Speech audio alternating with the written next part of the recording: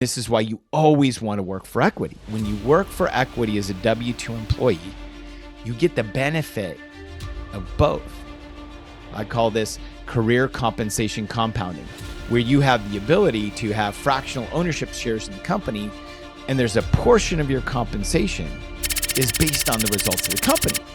This is the opportunity to then be able to be an owner in the company, but have the flexibility of being an employee.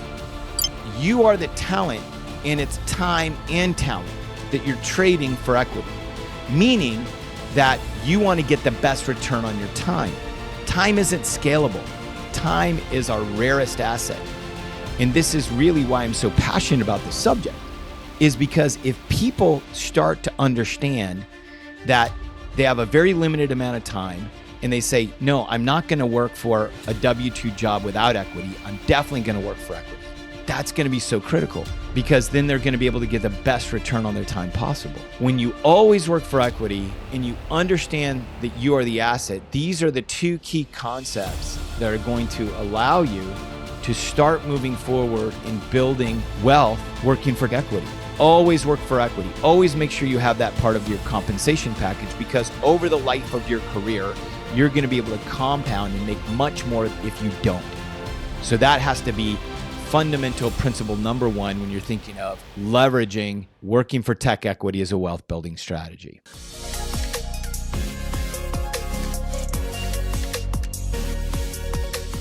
I am your host, Christopher Nelson. I've been in the tech industry for 20 plus years.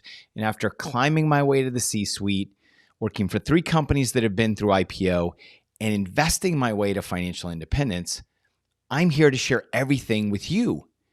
And I'm very excited about today's episode because I get to share some of the strategies that I dug out. People were practicing these for years, but I had to tease them out and put them on paper. They're going to be in my book that I'm going to be publishing in the fall. It's 2 key strategies that shift your mindset for how to work for equity as a wealth building strategy. Now, I know saying this out loud could be controversial to some, because some people have had a great experience working for equity. And I'm not talking about just, Jeff Bezos, Elon Musk, or Larry Ellison, Bill Gates, these guys who have made billions of dollars. I'm saying that there's people that we know in our lives, for those of us working in tech, who've had a good experience working for equity. So why many of us go and try and do it. We've also known people that haven't had a great experience, that have gone to work for equity, worked for years, and nothing has happened. Well, what's the difference? Well, if you listen to my origin story in episode 3, you'll realize that after my first failed startup, when I still believed that working for equity as a wealth strategy was a viable option for me, I went and I started calling a lot of people, sliding into DMs on LinkedIn and finding out how they did it. And that's what I've compiled. That's what I put into this process. So what I'm going to share today is 2 key strategies, the way that I like to learn things, the way that I'm sharing information with yourselves, and especially in these solo episodes where I'm going to be breaking down fundamental concepts. There's going to be 2 types. There's going to be strategies. There's going to be playbooks.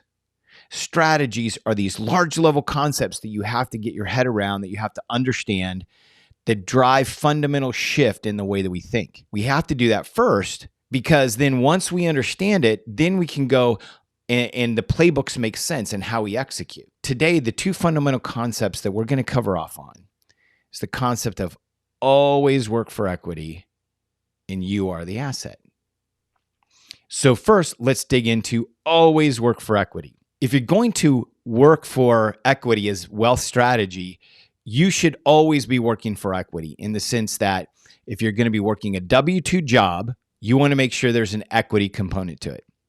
I'm going to take a few steps back for everybody who's listening, because I know a lot of people are listening trying to understand how to get into this at all. So let's talk about the history.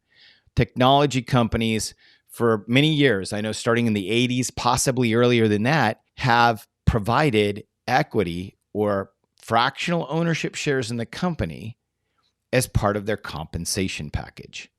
Well, why did they do this? They did this because a lot of them starting out didn't have a lot of cash to invest. So they wanted to secure great talent, so they would give them fractional ownership. Because if the business succeeded, if they executed to the business plan, there'd be tremendous amount of upside for those involved. And that has continued to this day.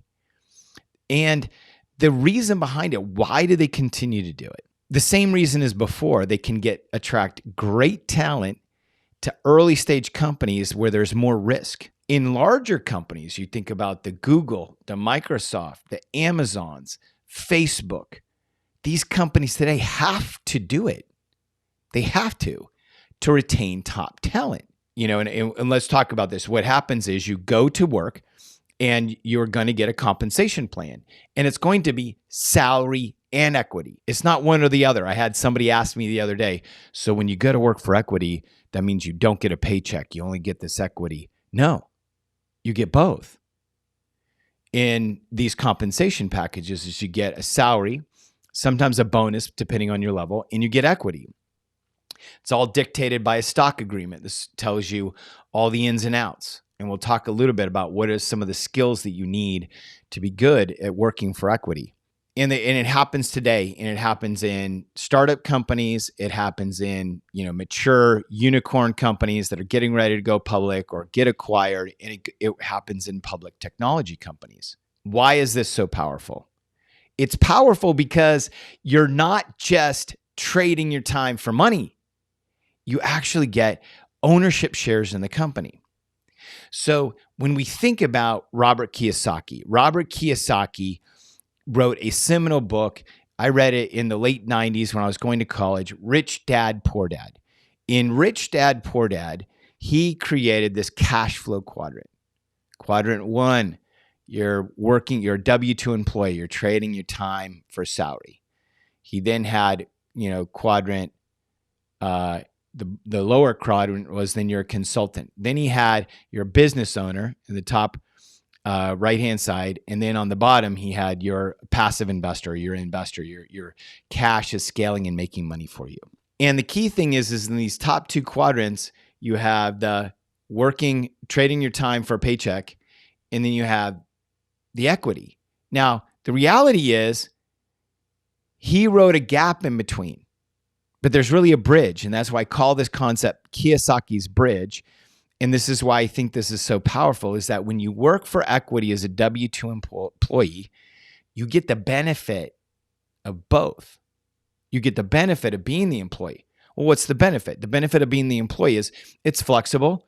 For many states, it's at-will employment. There's no employment contract, so you can leave whenever you want. Unlike an owner of the company, a lot of them have to stay there for years through ups or downs, even if it's successful or not. But you as working as an employee, you can go. You also get the income from a steady paycheck, right? That is something that is part of your agreement in your employment, is you are going to get some income. But you're also then going to get these ownership shares. This is the compounding factor. I call this career compensation compounding, where you have the ability to have fractional ownership shares in the company, and there's a portion of your compensation that is based on the results of the company. It actually can go up to the right.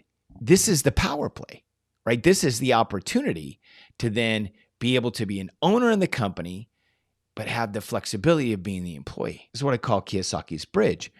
And this is why you always want to work for equity. And let's talk about what the power of this is. I pulled out a stat this morning that I thought was really interesting. So the average total compensation of a non-tech, non-equity engineer, so somebody who doesn't have equity but who's working as in a non-tech company with no equity as an engineer, their average base salary across the United States, $125,000. $100,000 salary, $25,000 bonus. That's their compensation package. It's a nice six-figure compensation package. Let's look at the same for an average total compensation of a Facebook engineer.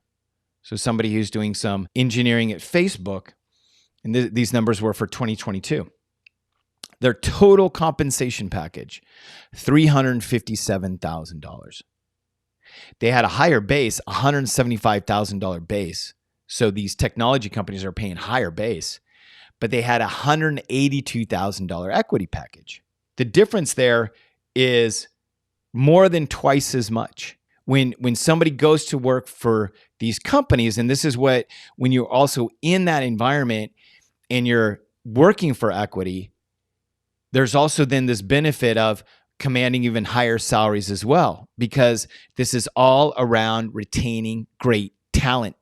To recap, we covered at a high level, how does equity work, right? You can go to work for these technology companies that provide equity as part of the compensation. That compensation is going to be significantly higher.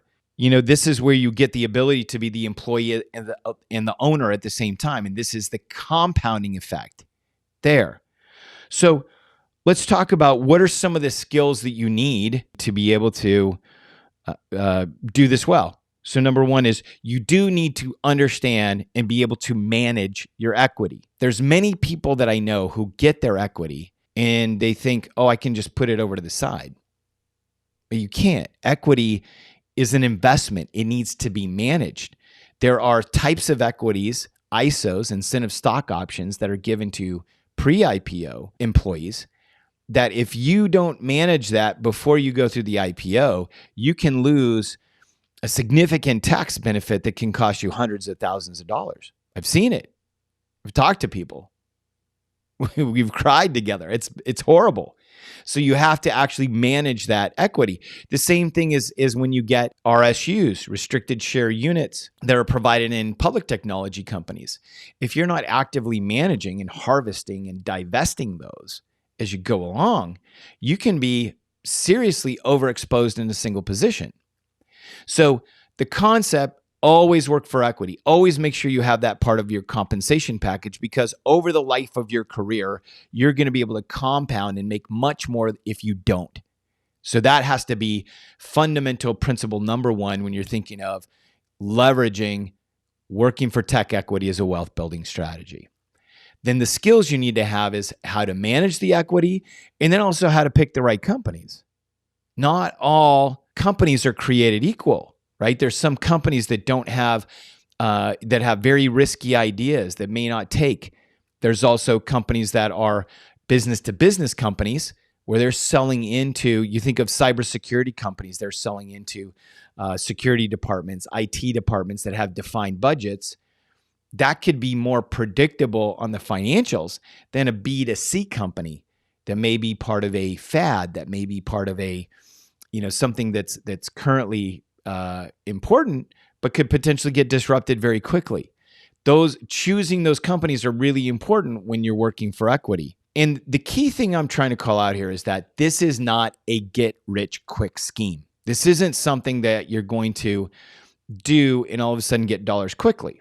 It can happen that way, but you want to set your mind that this is a path where you can align it to your current skill set, and you can then get equity, and then you can benefit over time with this compounding effect, and you can make more dollars in a compressed period of time. This is not a get-rich-quick scheme, but this is not speculating. This is not gambling.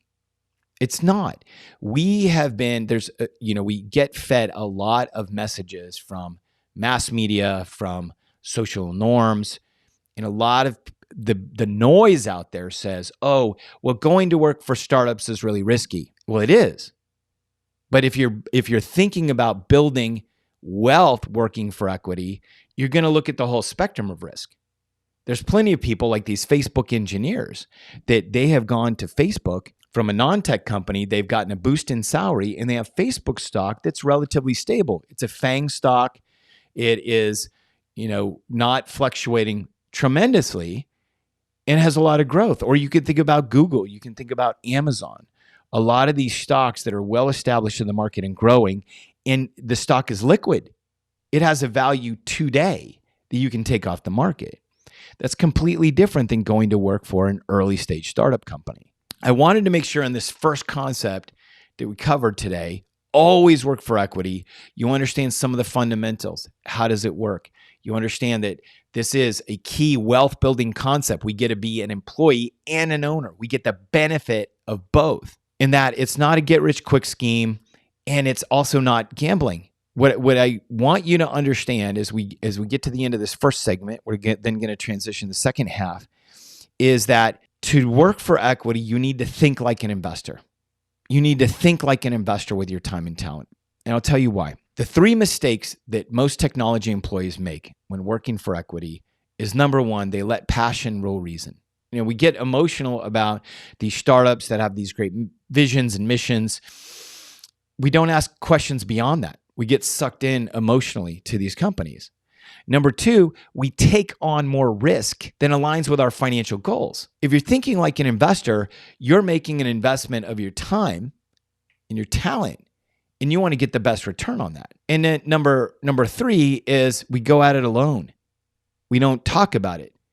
That's the point of this podcast. That's the point of my meetup, is that we can get together and we can have these conversations about career and money. And so when you think like an investor, it mitigates these things, because when you think like an investor, number 1 is you're going to have a framework, a way that you approach this. This is the topic of this book that I'm going to be publishing later this year. It's a proven playbook for how to trade your time and talent for tech equity. It's the strategies and the playbooks. It's the instruction manual. And so you can have that. And that's what I'm trying to say, is you don't have to go invent it. Like it's there. I'm publishing it for you. Number 2 is we also understand and know our risk profile that aligns with our financial goals. Great investors. You look at Warren Buffett. Is he going in all on micro cap, high risk, high reward? No.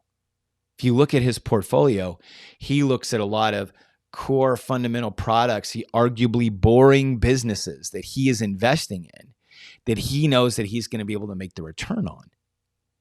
That's what we need to do as investors of our time and talent. We need to be looking the same way and understand our risk profile. And then number 3 is, when you think like an investor, you're always going to be doing it with people, because investors have other investors they vet their ideas with. Other investors do not go at this alone, because they know that they may have a way of thinking. They may have blind spots. They want to get as much data as possible from other people. And again, this is why coming into a community is so important. That's the first part. The first part is always work for equity, and having some of those key skills of being able to understand and manage equity, selecting the right companies. Those are critical skills in this first fundamental strategy. I'm going to take a quick break. It's going to be a break. And we're going to come back, and then we're going to talk about the second strategy, which is you are the asset. And this is the thing that's going to shift your mindset and bring it all together. Make sure that you subscribe to this podcast to catch every single episode. We're continuing to bring case studies and how-tos to make sure that you can build wealth with tech equity and manage the money that comes with it. We're coming back to the second half, where we're talking about 2 main strategies to leverage tech equity as a wealth building strategy. Strategy number 2 is you are the asset. We have to look at the playing field. If you want to play the game well, you have to know the field. You have to understand the game board, how all the pieces are set up, right? So here is, you're going to a technology company and you are trading. It's an exchange. It's a negotiation of your time and talent for the equity. So then you are the asset. You are this rare, valuable, prized asset that you're trading for equity. Now, just this mindset shift is very, very important, because when you realize that you are the asset, you're going to ask yourself questions of, well, if I'm the asset, then what do I bring to the table? Why would companies trade equity for me? And the flip side is, okay, if I'm the rare and valuable asset, what could I get for this? What can I get for it? What's my market value? Also, you're going to ask questions like, where should I invest this valuable asset? Because remember, you are the talent, and it's time and talent that you're trading for equity, meaning that you want to get the best return on your time. Time isn't scalable. Time is our rarest asset.